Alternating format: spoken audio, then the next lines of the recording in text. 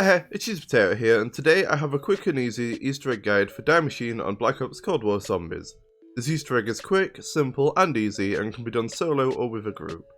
To start off with, you will need to activate Power and Pack-a-Punch. If you don't know how to do this, just follow the waypoints provided to you by the game, or check out my guide linked in the description. Once you have done that, you will be able to re-enter the Dark Aether via the same type of portal as when you activated Pack-a-Punch, only this time it will be in different locations. Firstly, we will want to construct the Aether Scope. You will want to search for this portal again at these three locations: behind the power switch, on the roof of Nocturne Totem, and near Quick Revive in the pool area. When you find the portal, enter through it and you will want to follow the directions on screen to the corresponding part. The three parts spawn in a random order and only one at a time. The portal you enter through will have text next to it that will say where the part is. However, once you have collected a part, a new one will spawn without you having to return back from the Dark Aether, meaning that if you are quick enough, you will be able to collect all three parts with only one trip. If you fail to collect any part during your time in the Dark Aether, you will need to kill 25 zombies to open the portal again. After you have collected the three parts, head back to Pack-a-Punch room, and behind the machine you will find a workbench where you can assemble the scope. Don't forget to pick it up. I forgot to pick it up. Now that you have the Aether Scope, come to the medical bay where Speed Cola is and return to the Dark Aether through the portal. Grab this diary from the observation deck and then you will be looking for 3 anomalies, each spawning in the Speed Cola room behind the perk machine, to the right of the trial room, and next to the workbench where you crafted the Aether Scope. Interact with each and give the ghost his diary. All of these can be done within one trip and you do not have to wait for the dialogue to finish before activating the next if you prefer not to.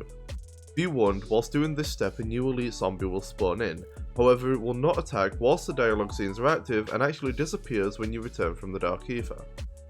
After the final dialogue scene, you can return to the observation room where you acquired the diary and interact with this computer. Now we need to build all 4 wonder weapons. If you don't already have a Die wonder weapon, I'll show you how you can acquire one. If you or a teammate already has it, go ahead and skip to the time on screen now. To get a free Die wonder weapon, you simply need to kill a Megaton, and collect the keycard that drops after killing the final blaster. Take this down to the weapons lab, which is the room to the right when entering the bunker. Come to the back corner of the room and interact with this computer here. A drawer will open and you can collect the remote device. Head to the bottom floor or living room of Nocturne Totem with a train of zombies and interact with the crack in the wall. The Die weapon inside will act as a trap for the zombies, and after it has killed enough you can interact with it again to blast open the door to the room where you can now collect the weapon. If the trap expires before it's full, you can just wait for the cooldown and go again. And for a quick bit of optimization, you should head upstairs to the roof and shoot this box with the Die, and then suck the bottle as you see me doing here. That'll be useful for later.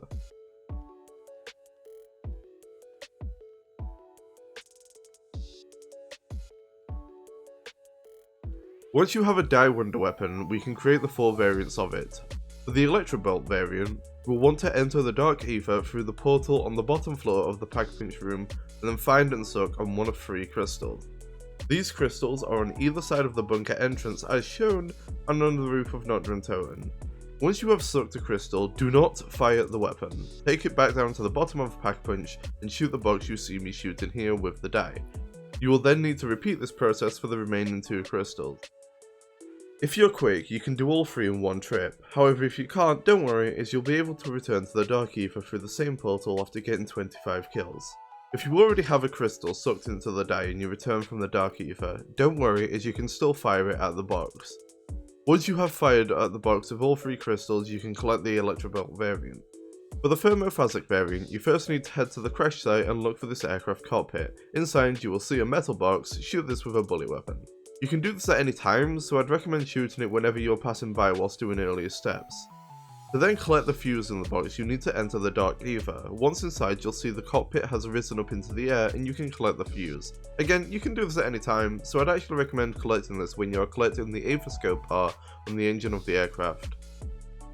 Once you have the fuse, you will need to enter the Dark Aether through the portal by this tree in the pond area. This portal will only spawn in once you have built the Electrobolt variant. After entering through this portal, head down to the weapons lab and opposite from Deadshot you will see a laser cutter. Interact with this and then you can collect the variants from this box on top of the truck in the pond area. The next 2 variants can be done at any time after acquiring a Die Shockwave, as they don't require you to enter the Dark Aether.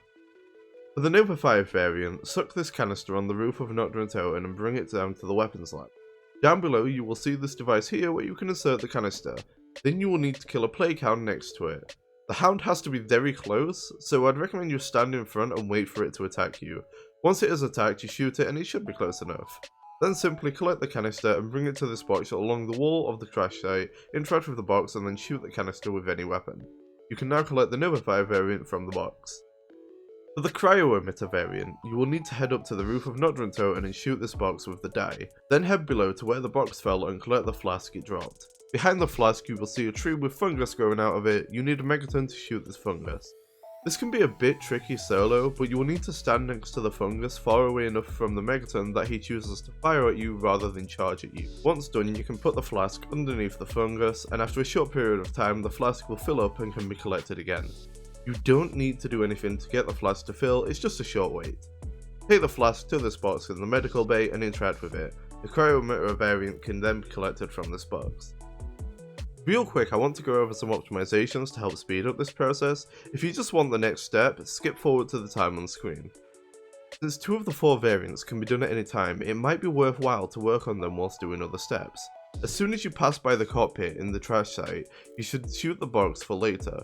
You should then collect the part when collecting the Aether Scope part and the aircraft engine nearby, therefore saving you a trip later on. I'd recommend playing the game as you would normally at first, upgrading your weapon of choice and getting perks and armor. But when the first megaton spawns in, don't kill him. Use him to fire at the fungus on the tree and then kill him for the keycard.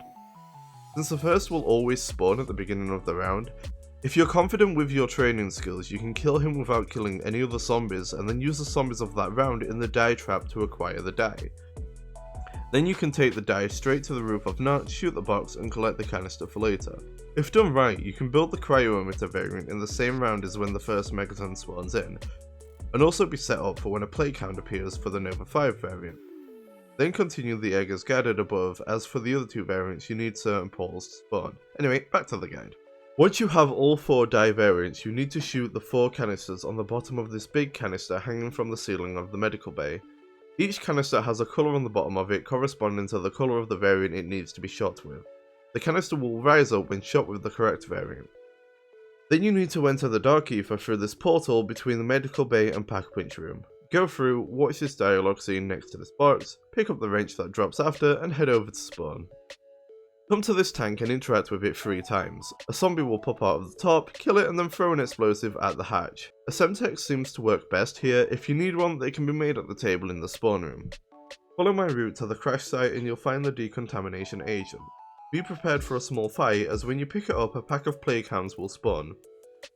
Kill them and then bring back the ball to the medical bay and insert it into the box. Next you need to wait for another megaton to spawn in.